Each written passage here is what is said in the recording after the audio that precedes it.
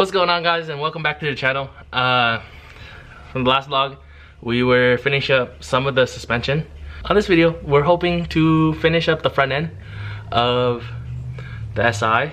I'm really excited to get this car back on the road, but I'm still really far away from that. But the little steps are what matter. So we got the axle in. So I have new inner and outer tie rods, so we're gonna need to replace that. I have the new wheel bearings pressed into the knuckles, and then also we need to put in the new coilovers. I'll show you guys what coilovers I got. Don't be excited because they're kind of budget, but it's what I had to get for right now, but they'll do the job. First things first, we're gonna try to remove the inner and outer tie rods. I don't know if I'm gonna be able to do this, but we'll try. If not, then I'm just gonna replace the outer tie rods. Also, I have my lovely assistant. I don't know if you guys remember her. This is my niece, Asa. She helped me build the SI last time, and now she's helping me rebuild it. Yep, she crashed it. Thanks for reminding me, Ace. You're welcome. First things first, either need to break the nut loose, or we need to break these clips off, which I don't know how to do, but we'll figure it out. Alright guys, so I had to use a YouTube video to help my YouTube video, but so make sure you guys hit it this way, like going this way, right? Yeah, you hit it like at the, like, I don't know how to explain it. You push it that way. Which way? That way. Yeah. Oh, like yeah, so you're gonna hit it to the left. Yeah, move it this way. Weird, right? So now we need to hold the inner tie rod to do this. We're gonna hold it in. That way we could twist this and this, so we can take out the outer. We're gonna leave this kind of where it was at. That way we kind of keep the alignment somewhat done. And honestly, I think I might just have someone else do the inners because I'm really concerned about this whole thing. And there's like a locking, like zip tie looking thing that's like metal in the back of there, and I'm really concerned about ripping this boot and fucking it up. And I'm almost sure that the other side isn't bent, but if it is, then I'll just have someone else replace it, because I don't want to go through that hassle, and I don't want to keep on like second guessing, and you know what I'm saying, guys. Don't be afraid to have someone else do your work if you can't do it. And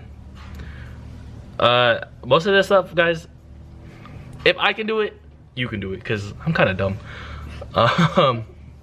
So yeah, guys, just make sure you guys have the right tools. That's what's gonna make your life easier. But inner tie rod part, I'm really skeptical about doing it, so we'll see how it goes. And just like that, the new tie rod end is on. These are Moog tie rod ends. I really wanted to replace the inners, but I am not that motivated to get that on there, and I'm pretty sure that they're straight, same as the other side, even though that side hit. But if it's not, like I said, I'll pay someone to do it, because like I really don't want to fuck this up, because I've already spent a lot of money on parts, and honestly at this point, like I'm willing to pay someone to do that, just that part for me. So now we're gonna tighten it. Make sure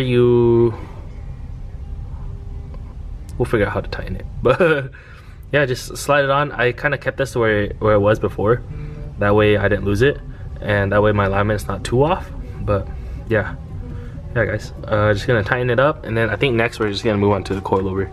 All right, so the coilovers I ended up getting are Rev 9 coilovers. Cheap, but I've heard good things about these, and I think Godspeed makes these, to be honest. And also what I'm gonna do, because these are 8K in the front and then 10K in the rear, what I might do is just use the rear springs from my Godspeed setup, because those are 14K in the rear, but we'll see.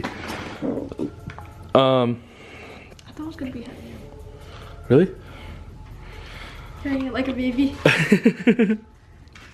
So I don't think there's a left and right, but we'll figure it out. All right guys, so to get to the top hats on the HN Civic, you just take out this little clip. Take out this little clip. And then all three of them are in here, and that's it. It should be pretty simple. Hopefully it is. It should be, they look like 14s, So we'll get a 14 in there. Cool. Alright guys, so here's the old coilovers. These are Godspeed Monomaxes. I actually really like how these felt on the track. Daily wise, they're dealable. But these is the new setup. I don't know if you guys can see that, but you see how bent that is? These have seen better days. That's what happens when you do some fuck shit. But the idea of this is to have these be the same height, so that way when I drop it, it should do good. Alright guys, coilovers are on, tie rod end is on, ball joint is on. All we need to do is zip in the axle nut, and then we're pretty much good, and then just put on the brake caliper and the new brakes. Shout out to my helper right here. You're just such a good helper. Yeah, she's doing most of the work. See her hands? Whoa. We're gonna continue this a couple days until we get back to this. So I'll see you guys in a bit. What's up guys? So it's been a couple days, but I'm back at it on the Civic, just for a little bit since I just got off work. But it looks like all I need to do is just zip this down, put on my brake calipers, and then I think that's it. And then just make sure everything is tight up here. So yeah, stoked. Too bad this isn't the side that's wrecked, but hopefully the side that's wrecked is still solid. So yeah guys, I'm gonna start doing this now. I'm gonna start by zipping this down, and then after that move on to the brakes. I'm really excited. Guys, make sure after you guys zip this down, you use like a chisel or something. I don't exactly have a chisel, but probably just use like a flathead and just hammer it down. That way it doesn't lose its spot. So yeah, make sure you guys remember that, or else bad things might happen. Alright, so probably not the right tool, but I use this hammer, and I use my pickle fork, and just smash that in. Make sure you guys smash that in, and then it won't go anywhere. And if it does go anywhere, it's because you didn't smash it in enough. Yeah guys, if you guys don't do that, this is gonna be a really bad time for you. So make sure you guys do that if you guys ever replacing your axles. So the brakes I got are from R1 Concepts. It was a good deal. So then I got like 30% off. It was like 250 bucks or 200 bucks. And I needed new rotors and pads anyways. So yeah, I haven't done my brakes in a very long time. So it's gonna be kind of a refresher for me. But yeah, I know first things first, I need to brake clean this to get all the whatever coating is already off, the slick coating. That way I don't die when I try to brake. And then the pads are some just regular old pads. I probably should have got something a little bit better, but still do for now. So yeah, slotted rotors, decent brake pads. Hopefully this is a good setup. I was really happy with the stop tech setup that I used to have, so these hopefully will suffice. Here's the old pads. I don't know if you guys can see that, but not too much thickness left. So you can get rid of these and put in the new pads. Don't forget to compress your piston so that way your shit can fit. So I'm gonna go ahead and do that. I have my piston compressor tool right here.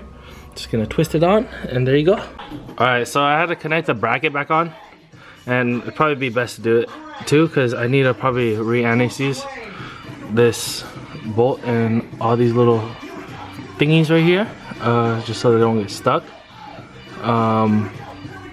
So I'm gonna probably put some anti-seize in there, and then just compress the brake like this. Use the old pad. Boom, done. Hopefully this works well. All right, pads are in. Anti-seized everything. So here's the new pad. Here's the new rotor. This looks pretty solid. I put anti-seize. It looks like poop.